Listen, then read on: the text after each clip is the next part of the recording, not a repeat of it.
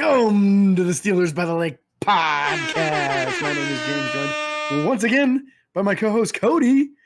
Cody, how you doing this Monday evening? Oh, James, I'm not gonna lie. I'm a bit tired. I had a late night last night. I was down in San Antonio watching the football game. Had met some lovely person online. Decided to go watch the game with them. It was a good time. We lost though, but it was a good time. Luckily, I had alcohol and food, so that was good. But no, other than that, I'm okay. James, how are you? I'm good, man. Sometimes it's about the company that you keep and the ones that want to be around you, man. So Yep. I'm happy that was a good evening for you, regardless of the outcome of the game. Because let's be honest, if we're being realistic, there's going to be a few of those this year. There's been more than we would have liked already this far. But in any game, you got to try to find the positive on what we've got to build on. I do feel that there are some positive things that happened in this game. There's and two some positive things. Performances. Two positive things for me, and both are young, talented guys by the name of Pat and George, which I love because they're very basic names. It's just funny. But yes, we'll definitely talk about that. Before we get too crazy into that, real quick, some of the things happened before the game. Safety DeMonte KZ resumed practice, which started his 21-day window for a return from the IR. And then DeMarvin Leal also had a knee procedure done, which seems to be minor. We'll keep you informed on that. Inactives before the game, James, nothing new here, right? Akilla Witherspoon. Steven Sims would be the new one because, hammy. Yeah, Mason Rudolph, Kendrick Green, Mark Robinson. Those were your inactives before the game. And then we had a football game here on Sunday Night Football in Miami, and it didn't go as well as the Steeler fans were hoping. Yeah, and real quick on those inactives, Akilla Witherspoon was trending towards playing for the game and then went from full participant in practice till limited on Friday, which seems to me to indicate that probably had a setback on that hamstring that he's been trying to recover from. So consider him probably out against the Eagles. Best case scenario, after the bye week, he might be able to return. Steven Sims, hamstring with him too. And again, usually you don't come back the next week from a hammy, so expect him to probably be out next week as well. Yeah. And that's a shame because he showed some promise. But let's jump into this game, man. Let's start the way we normally do. At the quarterback position. And there is a lot of different opinions from this game on how the play was of one Kenny Pickett. Yes, he can. Yes. I personally don't think the game was anywhere near as bad on his performance as a lot of people do. Anytime you're completing 75% of your passes and successfully move the chains a number of times, you have to say that there is some positive. Had some incredibly difficult passes, including the touchdown pass, including a late throw over the middle on 4th and a long to Pat Freiermuth over the shoulder that he really had no business throwing, but it was a perfect throw. Lots of really good throws in this game. And I'm not as down as a lot of people on the 3 picks because I feel like only one of them was truly 100% on him, and that was the second interception. Yeah, he kind of telegraphed that one a little bit in the safety, or was it a corner? No, it was a safety. Safety baited him. He baited him. Yeah, and it wasn't. It wasn't a great throw either. It was a little inside, not a lot, but again, he was baited. The safety made a good play on the ball. The first one could have been called pass interference, probably should have been, and the last one was. It appears that the quarterback and the wide receiver weren't on the same page route wise, or at least maybe just where the route was run. I don't know if maybe Kenny threw it to a spot where he thought Deontay was going to be. Deontay thought he was going to go a little bit further towards the end zone. I don't know.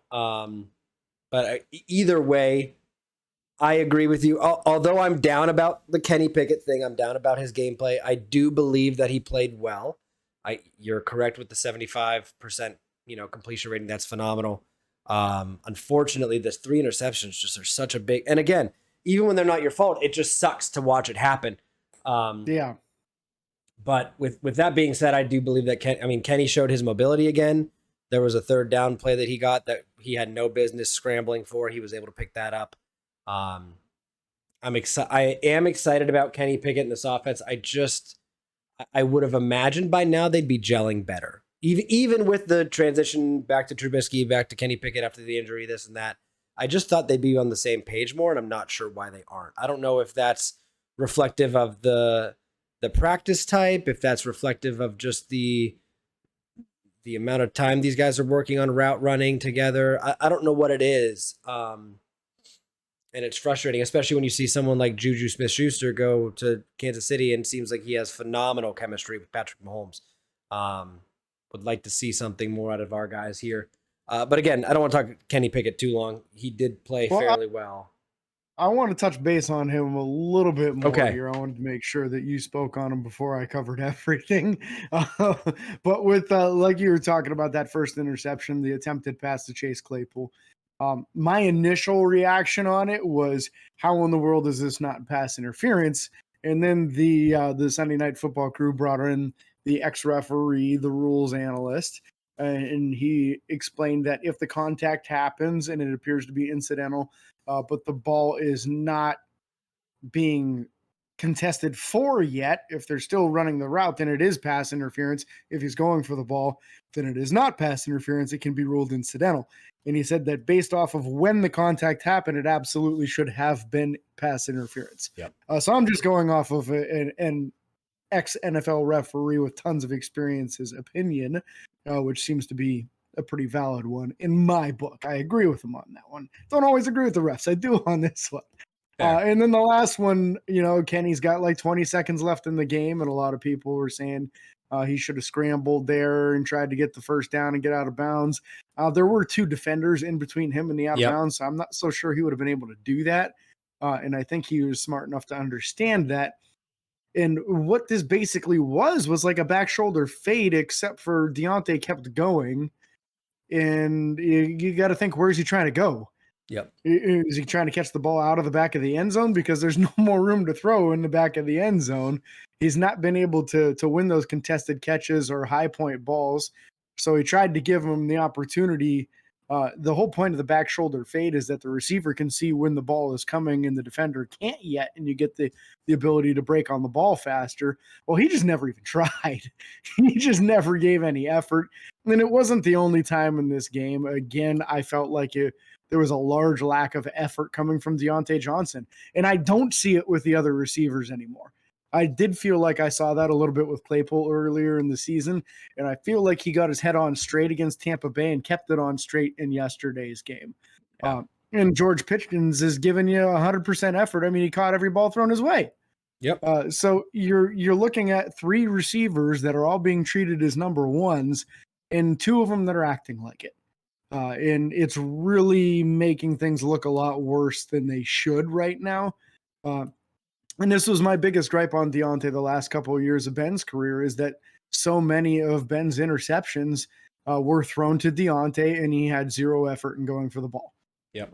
And you can't always catch it, and there's no saying that Deontay would have been able to stop his momentum and come back to that ball and make the catch. But you at least got to try and break it up, man. It wasn't fourth down. And even on the interception even on the interception that Kenny got baited on, Deontay didn't make a whole lot of effort to try and tackle the player after he picked it off right in front of his face. So yeah, I agree. And in contrast, look at the one that Chase Claypool that was intercepted on, right? Yep. Claypool gets tripped, ball gets intercepted, and who makes the tackle? Chase does. He fights off multiple defenders and goes and gets that tackle. That's the effort that you need from a guy if you're going to consider him a starter caliber type wide receiver. It can't just be that if the ball isn't perfect, then I'm not going to try. You need to try regardless of the outcome of the play. Yep. Regardless of how the play is going, you need to be trying. And to me, I need to see a lot more effort from Deontay Johnson, because there's so much more effort coming from basically every other position on the field, and even the other guys at that position. Yeah. Moving to the running back room, because we'll get to the wide receivers again here in a second, but Najee Harris, 17 rushes for 65 yards, only a 3.8 average. 16 was as long. That was good. Still not seeing the productivity you'd expect out of a guy with, first round draft pick, Najee Harris, the size, everything you'd expect out of him. Still not seeing it. At this point, I don't know if it's play calling. I don't know if it's the offensive blocking scheme still or what, but I just kind of expected more. Not the blocking scheme, I shouldn't say, but like the holes. I don't know what it is. I don't know. I felt like it was a better game for him, but it still wasn't the kind of game that you'd expect to see. So I'm with you 100% on this. This was a step in the right direction because his games had been a lot of like 2.5 or 3 yards of carry. This is 3.8. It's almost where you need it to be. Yep. Not quite. You want it to 4.0 or higher. That's when you feel like you're moving the ball well at that point. So this was close. It was a step in the right direction. We saw a few explosive runs. We saw him making some people miss after the catch. I recall one catch where he shook a couple of dudes before he went, and that was, I think, on his 12-yard reception that he had out of his 3 catches. But I feel like it's getting a little bit better with Najee, but it needs to get that next step. Yep. One more step of a little bit better gets it to the point where you're starting to say, okay, now this is a weapon that people need to commit 2 guys to, which is going to open up things more for the tight ends and the wide receivers and open up the field a little bit more. Yep. So baby step in the right direction. But obviously when you've lost as many games as Pittsburgh has already, and you're looking at a 2-5 record, a baby step is not really one to celebrate anymore. We're looking for something a little more significant than celebrating a baby step. Yep. Kenny Pickett had 3 rushes for 20 yards. 16 was also his long. Jaylen Warren only 2 rushes for 7 yards. He got injured, if I'm not mistaken, in this game. Or am I thinking something wrong? I don't remember. No, yeah, I don't remember the injury. I think I'm thinking of one of our secondary guys when they fell. But then Deontay Johnson, 1 rush, 3 yards. Nothing too crazy out of the running game. Wide receiver group and tight end group as a whole. George Pickens, again, 6 for 6 targets, receptions. He played phenomenal. 10.2 average, was averaging a first down every catch. Deontay Johnson targeted 10 times, only 5 catches for 42 yards. Chase Claypool targeted 8 times with 5 catches with 41 yards. And then, Jaylen Warren, 2 for 2 for 17. Najee, 3 of 4 for 15. Connor Hayward had a catch for 6 yards. Zach Gentry had 2 catches for 0 yards, unfortunately. And then Pat Freiermuth on 9 targets had 8 receptions and led the team with 75 total yards. Phenomenal work for, again, Pat and George specifically. Between the 2 guys, only 1 incomplete pass and it was tipped. So. And I want to also shout out quickly to Connor Hayward. He didn't have a lot of play time in this game, but the one play that he did get the opportunity to catch the ball, he made the most of it. It's the little things that you notice, right? Yep. So it's a rollout to the right-hand side. Connor goes out to go into his pattern, and there's a defender coming at Kenny. He could just run right by him and go out into the pattern. Instead, he pancakes the guy on his way out to his pattern, this clearing the lane for Kenny if Kenny wants to decide to scramble, and assuring that he's not getting hit while throwing the ball. It's the little things. Those are the kind of execution things that the coaching staff is looking for and that you should look for too when you're watching a game. That's the difference between a positive play and a negative play. If that defender is rushing Kenny, maybe it's an inaccurate pass and maybe it's incomplete. Instead, it's an 8-yard gain. And no, it's not a groundbreaking play, but an 8-yard gain in a situation when the offense is struggling is something that you got to welcome. So I was happy to see that play. Gonna feel bad for Zach Gentry, a tight end screen that gets blown up 4 yards behind the line, which washes his 4-yard pass later on. Yep. So it looks like he had 2 catches and didn't gain anything either time, when just not a monumental thing for him. I feel like this was just another game that we looked at where you had one wide receiver clearly outshadowing the other ones, and no one thought that George Pickens was going to be quite this good, right? We had hopes. We had hopes that another Georgia wide receiver would come through in the clutch here and really become a go-to guy. But it's looking more and more every week like George Pickens should be the guy that is featured. He should be the one that the ball is being thrown to 10 or 12 times a game, every game. Yep. Because he seems to make the most plays. And man, that catch in the sideline in the end zone, incredible toe touch. Great balance, and you never questioned it. That was the crazy thing to me. is that when that ball went in George's direction in that corner of the end zone, I was just like, it's a touchdown. Yep. Like, he's going to catch it. He's going to get his feet in bounds because that's what George Pickens does. So I need more George in my life. And like you said, I need more Pat in my life too. Because, man, Freiermuth, another solid game. Always fighting for extra yards. I like to see his stiff arm. I like seeing the tight ends in Pittsburgh utilizing the stiff arm and getting extra yards. In that 21-yard catch over the middle when the game was on the line, and Pittsburgh trying to get one final drive to try to get that game back and get the lead back. And guys like Freiermuth always give you a chance in those situations. So the two of them almost carried the passing game on their backs completely. But I didn't hate the contribution from Chase Claypool. I thought Claypool had a decent game. Yeah, when Deontay actually caught the ball, he played fairly well as well. Let's be real. When he caught the ball. He had one that I really liked that he juked the guy up and got a first down. Yeah. And my wife immediately pointed it out because I'd been dogging Deontay so many times during the course of the game out of sheer frustration. Yep. Seems but about there's right. only so much you can watch, right? Yeah. There's only so much you can watch of a guy just, failing in clutch situations over and over. And, commanding an $18 million a year salary, but, playing like a $1.8 million salary guy. With that being said, I want to take a moment, obviously, because we always do. Offensive line, I felt like this was one of the better games by them. I don't believe that, they only allowed 2 sacks, and none of them were horrible in my opinion. It's not like you let someone run flush clean. And Kenny oftentimes had a pocket to step up into or somewhere to scramble to, which is better than what it has been. Again, the running game, I don't know if we need to get better holes for Najee. I don't know if we need to start calling different plays. We still in the right direction. 3.8 average is better than his 2.5 he's been getting. But I was proud of the offensive line, and I don't think there were any plays that I saw specifically where I was like, ooh, that person messed up big time. Like I at least maybe I didn't catch it. You know what I mean? The downfall of watching this game at Buffalo Wild Wings last night was the fact that the Houston Astros were also playing to go to the World Series. And so the place was pretty filled with Houston Astro fans, and that game was on most of the TVs. So I had a little TV behind the bar I was watching. It was a good time. So for the offensive line, I would say that part of the lack of running ability I noticed was I think, again, Matt Canada handcuffing the quarterback and not allowing for audibles. There was at least one time where Pittsburgh was in a pretty obvious run formation. And, the defense had like 9 guys in the box.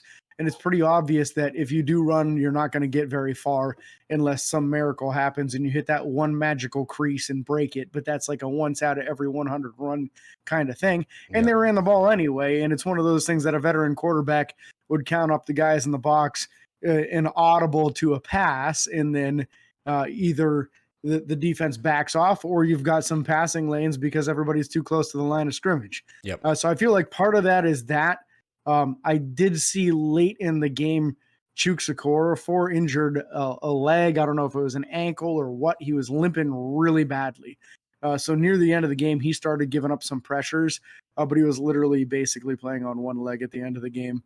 And that's saying something if they don't pull him in a situation like that, seeing him limp that bad, knowing that he can't really block to his full potential of how do we really feel about the backup offensive tackles? Yeah. Because if you're not bringing somebody out there when he's hurting that bad that he's having a tough time walking back to the huddle in between plays, man, you can't convince me that you're really all that confident in the backup offensive tackle. So definitely something Pittsburgh needs to address for next year is a little better depth on that offensive tackle specifically. Yeah. I think it's a little better on the inside than it is on the outside right now.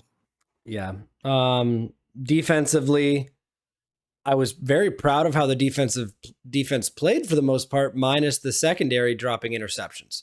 I think that we had a couple we had at least the one big 4th down stop, a couple big 3rd down stops. The team played well. We gave there were times in the fourth quarter where I thought twice we weren't going to get the ball back, and then we did. And then unfortunately we just couldn't do anything with it. The team did a very good job, especially late. I mean, and it speaks to both teams defensively, maybe more us with the lack of offensive communication, game plan, whatever. No team in this game scored in the second half. It was 16-10 at halftime, and that was the final score. So, but again, the defense to give Pittsburgh 2 more opportunities, I believe under 3 minutes, was very impressive in my opinion, and especially the one, the big third. It was like 3rd and 3, the third down stop that should have been a pick, but I can't remember if that was Terrell Edmonds that was diving for that one or who that was. Yeah, that was Terrell. But it was a great play on the ball, and our defense tried. I'll put it that way, to hold a team like this with the amount of firepower they have on offense, the speed they have on offense. Our defense did well holding them to 16 points. Yeah, I got to say that, after the first 2 drives, I was really concerned because Miami moved the ball right down the field. Yep. And the only difference between the second drive and the first one was the last second goal line stand. Otherwise, it would have been 14-0 right out of the gate. Well, the defense got better as the game went on, really. And then you started seeing guys making plays on the ball. But in the end, you've got to catch those balls when there's at least 4 times that you and I can remember, 1 Levi Wallace, 1 Cam Sutton, and at least 2 Terrell Edmonds opportunities to intercept the ball where you get both hands on it. And honestly, you're really upset with yourself afterwards because you know how easy it should have been to catch it. Yep. You got to take advantage of those opportunities. You got to give your offense some short fields so that they can score a little easier. When they're constantly having to go 70, 80 plus yards, that makes it really difficult on anyone, let alone a rookie quarterback that's having a tough time with chemistry with some of his receivers in a running game that really is on like 3 out of 4 cylinders right now. It's misfiring at best. So what we really need to see is more of those converted turnover opportunities. I felt like Terrell Edmonds had himself a real nice game, when the worst thing I can say about him is that he dropped some interception opportunities. Then you had yourself a nice game. You had some tackles for loss, multiple pass breakups. Micah Fitzpatrick, also a clutch breakup on a 4th down conversion attempt. I noticed that once the 3rd offensive drive for the Dolphins came in, we started seeing the middle linebackers for Pittsburgh heavily involved in pass coverage, starting to take over coverage on the middle of the field on these wide receivers. And what better guys to do it? Because honestly, our middle linebackers are probably more athletic than the 2 corners that were playing in that game. Yep. And that's not me trying to slam Cam Sutton and Levi Wallace. It just is what it is. Like Devin Bush was a 4.43 40 guy. Cam Sutton was a 4.55. Levi Wallace was a 4.61. I talk about this all the time. They don't have that high-end speed from the cornerback position, but you do actually have high-end speed at the middle linebacker position from these guys. So it was nice to see the middle linebackers step up in the pass coverage scheme and really get some things done. I thought Cam Hayward really played his butt off again. And Larry Ogunjobi was disruptive in the game again as well.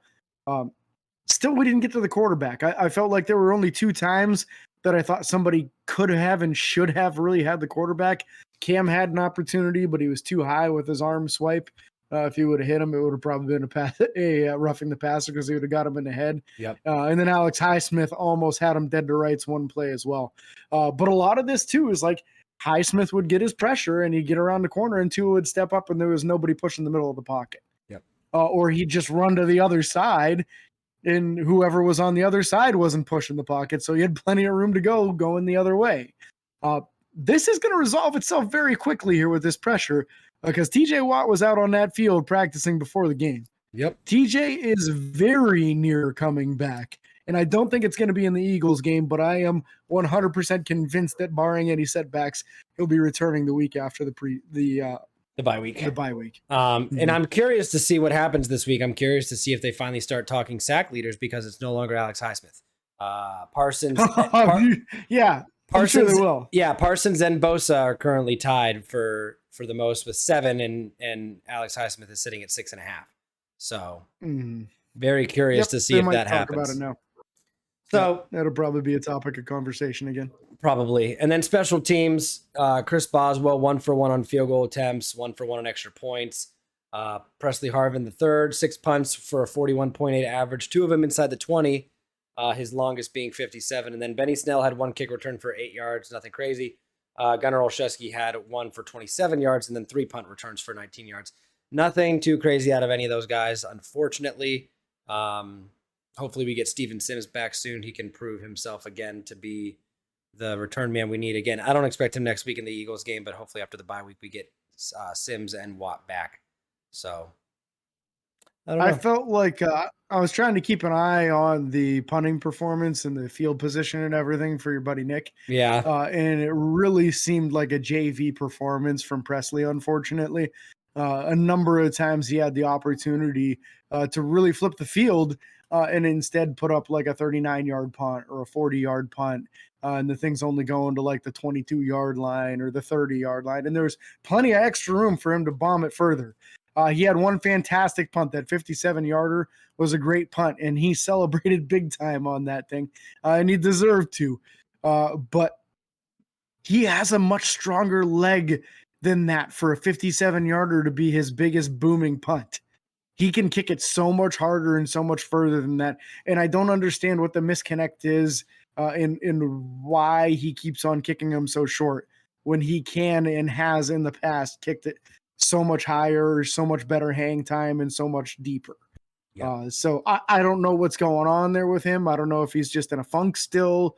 I don't know if he's going to come out of it, but I do know that if he doesn't start to turn this around, Pittsburgh's probably going to bring in some good competition for him next season, because I don't think that they'll continue on a year 3 with a guy just because he's on a rookie contract. Yeah. And next week at the Eagles is going to kind of finish up the Pittsburgh the rough part of the schedule, which was very early in the year. We, after our bye week, we come out, we play at home against the Saints, at home against the Bengals, 2 winnable games.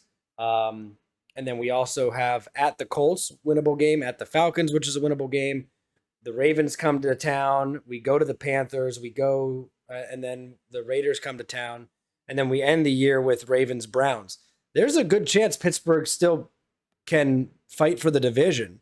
No one's running away with this. The top team right now is Baltimore at 4-3, and we're only 2 games back from that technically 2.5. Yeah, 2. So, and you have to, if you look at the past and how Pittsburgh's played against Baltimore in the recent few years, they've done real well against Lamar. They've been able to frustrate Lamar, and I know a lot of that is with TJ Watt, but we do fully expect TJ to be playing by then. In fact, he should be in full form by then. He should be in mid-season form, except not as tired. Yeah, he's only played 1 game so far. Literally. So I'm really excited for this post-bye week stretch. You never know. Maybe they'll catch Philadelphia snoozing this upcoming week. We're going to try to get another episode for you guys before this upcoming game. We were able to do so last week, if any of you caught that. We're going to try to do so again this upcoming week. And we'll see what we can find. There's got to be some holes in that Philadelphia Eagles roster. I know they're the only unbeaten team so far, but sometimes when you're that unbeaten team and you got a team coming into town that people don't have a high opinion of right now, you let your guard down. Listen, we're being called the joke of the NFL right now. Just call us the Joker. They got 3 Batmans on their team. We'll make them laugh. We'll figure it out. I don't know. I'm just trying to say something stupid. They do have 3 Batmans on their team. That's the whole thing. I don't remember what they're called. Skinny Batman, Fast Batman, and something else. I don't know if you've heard that or not. It's actually really funny. I have not. Look it up. I assume that the wide receiver Smith is the skinny Batman. Now I'm curious, and I'm going to look it up. It's got to be the skinny kid out of Alabama, because he's only like 170 pounds, but he's like 6 foot tall. Yeah. There's Smith, I think Devontae Smith, maybe. It's Devontae Smith. I think it's Darius Slay is the other one. Let me see if I can't find this. Yeah, skinny Batman. Who's the big one? Hargrave? No, I don't remember what the heck they're called. There's got to be like images. I can't remember. There's a shirt that they were all wearing where it showed all of them.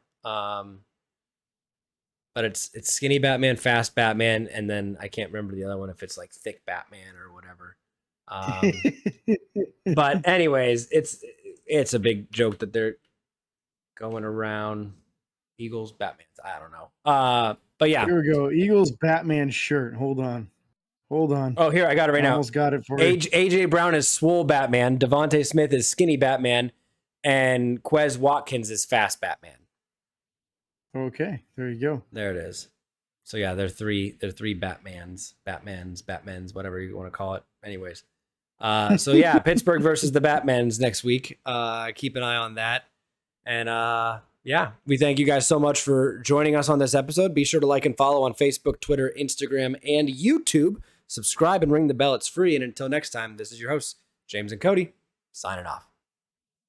Peace.